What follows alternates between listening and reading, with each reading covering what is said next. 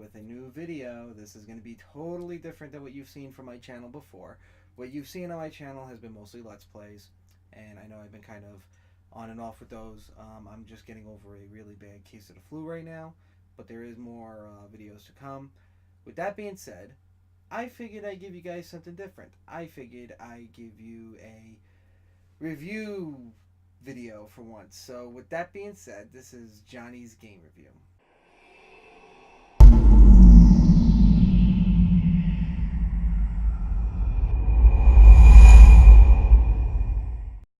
I know, crappy audio, crappy video intro, but it's the best I could do right now on short notice. I promise more better video quality will be forward.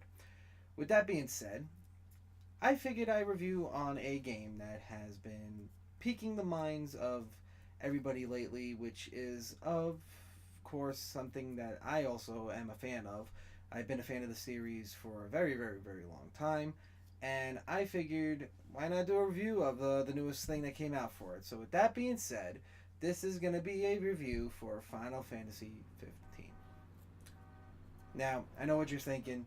John, that's not even close to being new. It's been out for 2 years already, 3 years going on. Well, maybe so, but you know what? They've been releasing a whole bunch of stuff with that game. I own the PS4 version of Final Fantasy 15, which I got the day it came out, which was back in 2016. Since Final Fantasy 15 first came out, they've had some major developments. They've had some DLCs come out. They've had the Pocket Edition came out, which is really interesting considering it is the full game on the mobile phone. Just instead of all the fancy, look of the game, you're getting a chibi, cartoony version of it, which is still pretty fun. And recently, they just released the Windows version, which came out March 8th or 6th, I believe. And since then, they're still releasing more stuff because they just released the Royals edition, which, from what my understanding is, has all the DLCs and everything. So this way, if you wanted to have the full experience of Final Fantasy 15, there you go. Now, with that being said, let's talk about the story of Final Fantasy 15. So, Final Fantasy 15 takes place on I guess something close to an Earth-like planet named Eos. Now, from what I understand with this planet, there's 4 nations. You have the Lucis, which pretty much is the bad guys in this story. You have the Accardo and the Tenebrae, which is pretty much the neutral party. And then you have Niflheim, which is where the story pretty much begins. As far as anything, Niflheim has been protected because the king has the power of the crystal, which pretty much protects the town from anything that the king finds as a threat. But since the king has been getting up there in olden age, the crystal's power has been dying. Now comes in one of the main factors of the story is the characters. You play as Noctis. As far as Noctis goes, he is the main character that you play as that drives the car, which is also known as the Regalia, around the entire map of Eos and travels with his friends Prompto, Gladius, and Ignis. That was it. Okay. You travel around Eos with your friends, Ignis, who is pretty much the cook of the whole group, Prompto, who is pretty much the comic relief, also the picture taker, and Gladius, who pretty much is a knight that's sworn to protect Noctis. The story pretty much begins that you play as Noctis, who is the crown prince of Lucius, and basically he is going to get married to a girl named Lunafreya.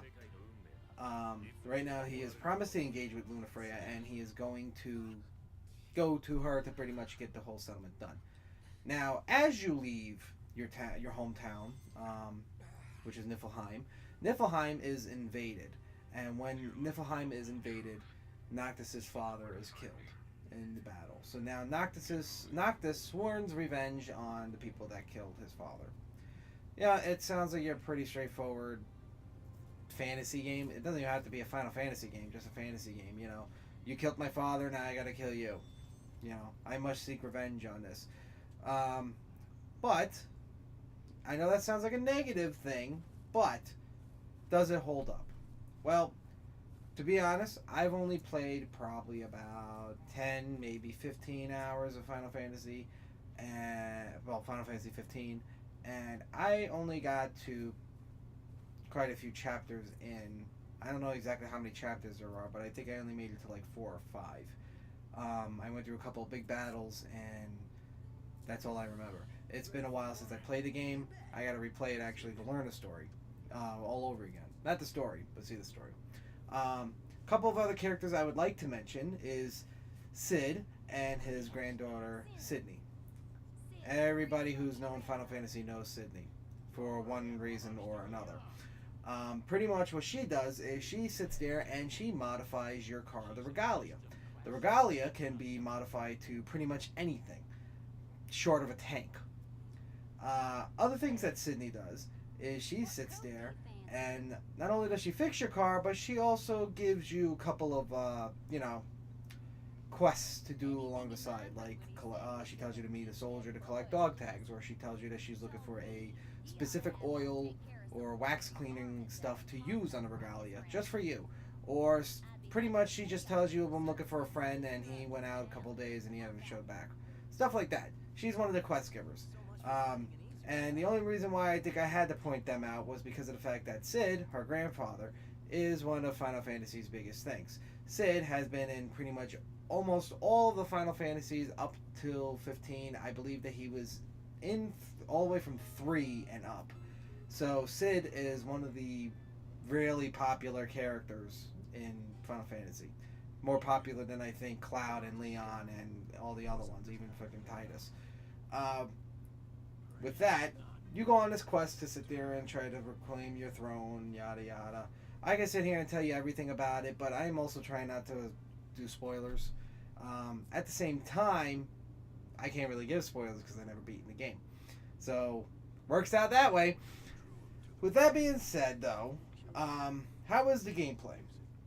That is the biggest factor when it comes to video games, I think. Is the game fun? Is the game, worth playing? Is the game worth buying? Well, let's touch into that right now. How is the gameplay? Well, gameplay is actually pretty solid for how it is. The way that the development of Final Fantasy was made, they sat there and they wanted to make it so this way people who never played a Final Fantasy game can jump right into it and, enjoy it. Which is nice because I'm pretty sure not everybody is a Final Fantasy fan like me. And, I'm pretty sure that since there's those people that probably never played a Final Fantasy game, I'm pretty sure that they would enjoy the fact that the game was made easily for them. But with that being said, they also made the game that even if you've been a hardcore fan of Final Fantasy, so like me, I've played Final Fantasy since Final Fantasy VI, and, after years went back and played either the originals, even had a ROM translated version of Final Fantasy 3 because the one we got turned out to be 6 anyway. Even I went back and I played it, and it's nice to see that they actually tried to keep the veterans at hand, because they didn't try to do half the shit that half these developers do, where they come up with new ideas and it's crappy and they try to hold off onto those ideas hoping that, hopefully it'll catch on, which it never does. The only thing that I think came out of anything development-wise recently that was smart was probably the Crash Bandicoot remake. And that's only because I played Crash Bandicoot 1, 2, 3, CTR, freaking Crash Bash religiously, even Wrath of Cortex. Hell, Twinsanity held up better than half the new stuff like Crash of the Titans. But we'll save that for another review. So, how is the gameplay? Gameplay is actually really fun.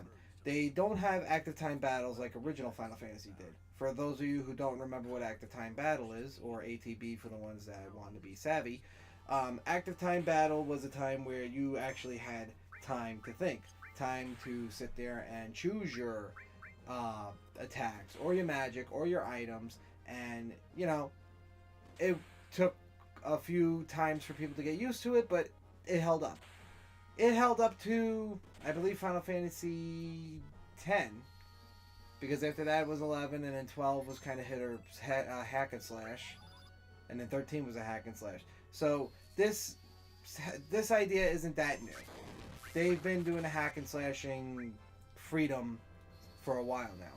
Now, what does set this differently, from what I remember with it, was that when you played 13, you still had to wait. So it was kind of like a newish version of the active time battle. But with this, you can hack and slash and zoom and fight and magic and call upon your friends to help out. Which brings us to another new feature of the game. In this game, they kind of went with the Kingdom Hearts method of asking your friends for help. And when I say that, please don't think that, you know, you ask Gladius to go attack the guy and he's going to Thundera instead of Cure, like Donald Duck does, because let's face it, that's a really famous problem from Kingdom Hearts. But the way they did it, it's actually pretty solid. You go tell them to go fuck this guy's shit up, and sure enough, they will go and fuck that guy's shit up. You tell him to cure you, he will cure you. You tell them to sit there and take a picture, they'll take a picture. Probably not that, but you know what I mean. Speaking of picture taking, there is also other things that help. Not the progression of the story, but I guess to have you get a better feel of the characters. There is a part of the story where, well, not part of the story, but part of the gameplay where you can find photo ops.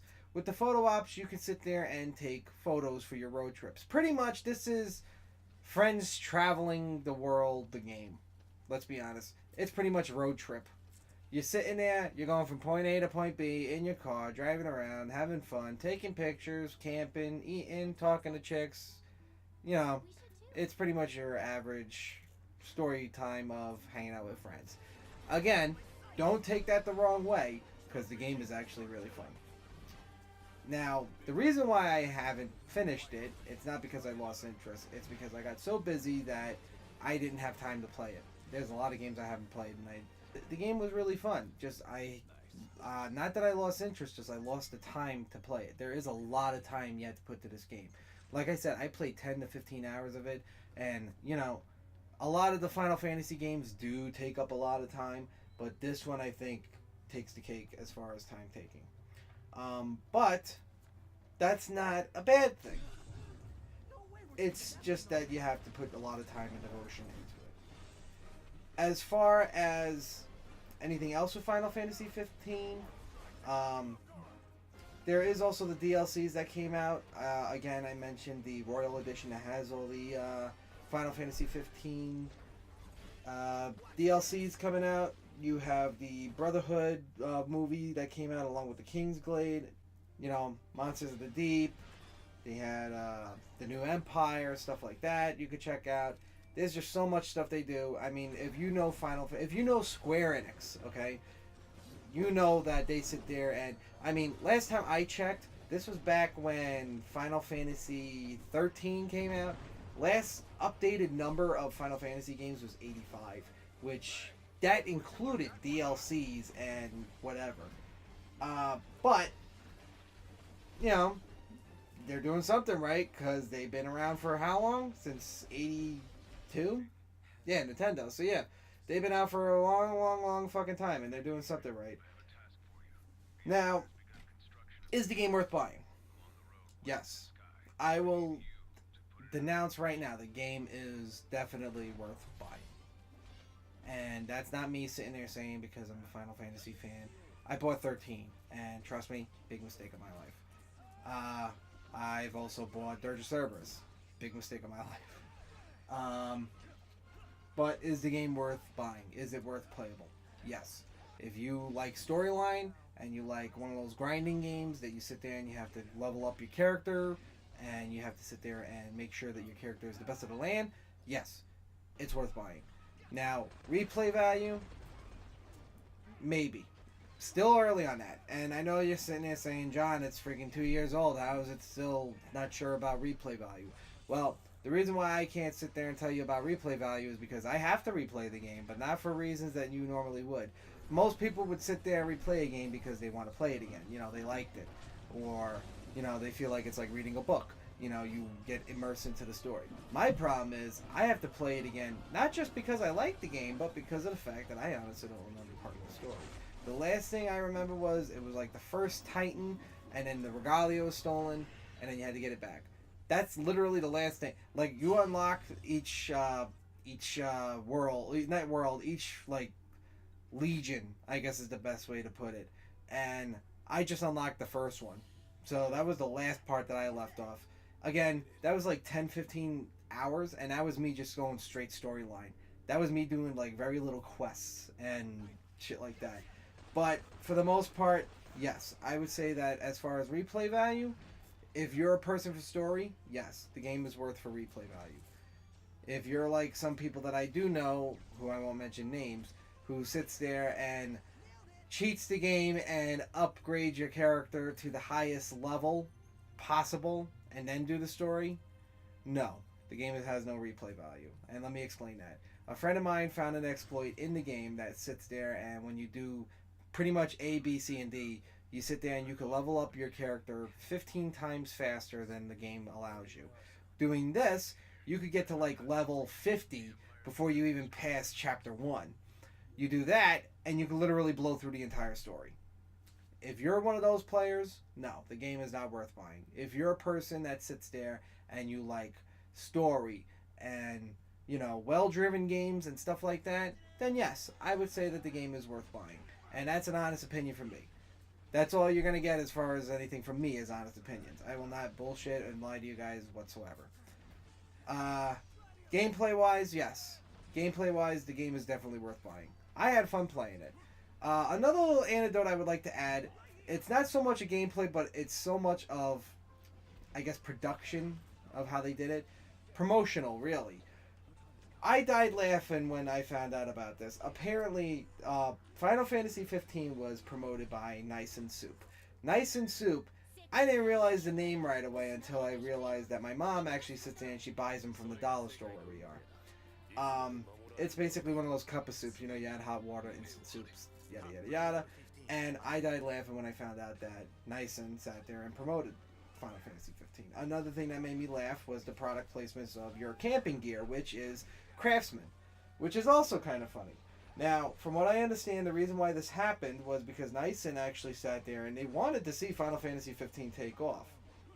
Not because of promotions or whatever, but because of the fact that they actually are Final Fantasy fans. And they did this so this way they could get the Final Fantasy game out, and they wanted to make sure that the game got out and all that. Now, why the Craftsman's in there, no clue. The only thing I could think of is that's probably promotional. So, with that being said, is the game worth buying? Yes and no. If you're a grinder, it's kind of a yes and no answer. If you're a story-driven person, it's a yes. And if you're a Final Fantasy fan like me, it's a yes. So with that, that is the first review that I have on this channel, and I hope you guys enjoy. If you do want to see more reviews, please let me know in the comments. I know this one was kind of half-assed. I wanted to get something out to you guys before anything. I know I haven't posted anything in like a week, and you know, this one's going to be probably a little bit of a hit or miss, crappy, yada yada, but I wanted to at least get you guys something. And with that, I hope you guys enjoyed this review, and I hope that this helped you in your favor, whether you would buy this game or not. Me personally, I enjoyed the time that I have it, as I have the Day 1 edition.